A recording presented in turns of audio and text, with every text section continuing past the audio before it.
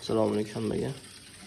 Bugungi videomiz tokli panel kollektor, rasvodomer kollektorimizni litrini ligirovka qilish bo'ladi. Ya'ni sirkulyatsiyadagi aylanish litrini bir xilda qilib ligirovka qilish bo'ladi. Bu albatta ruchnoy qilinadi, servis period yo'q holatda.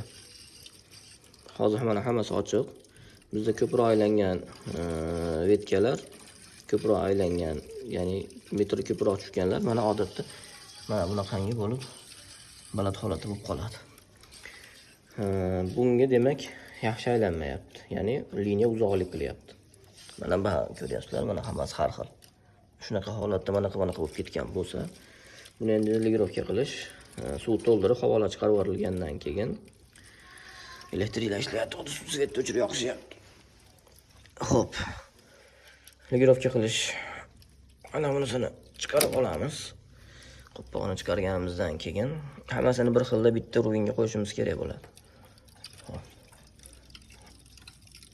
Ko'rinyapti mana.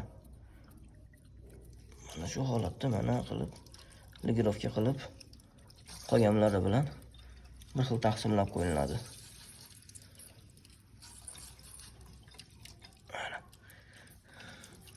Agar minutiga 2 litrdan bermoqchi bo'lsangiz, hammasini 2 ga qo'yib chiqasiz.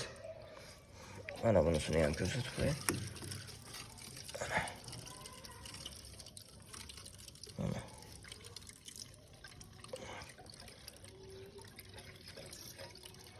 Mana shu holatda mana 2 ga qo'yiladi.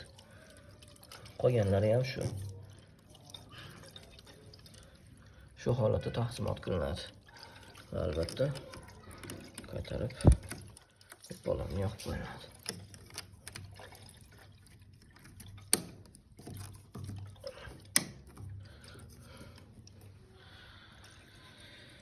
Shu holatda bu albatta havolarini chiqarib, suv kerakli me'yorga to'ldirib olingandan keyin qilinadigan ishlar. Salomat bo'linglar.